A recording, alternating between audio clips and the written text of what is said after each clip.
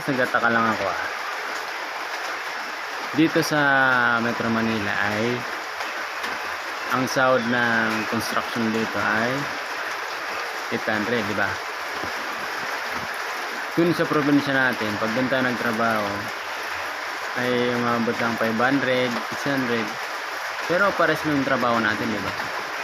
Pares lang yung tinatrabaho natin, mabigat, nag-aakot. Ginagawa natin yung mga pang skill. Ano bang pagkakaiba nun sa sa Bicol sa Metro Manila ang trabaho dito sa Bicol? Di ba?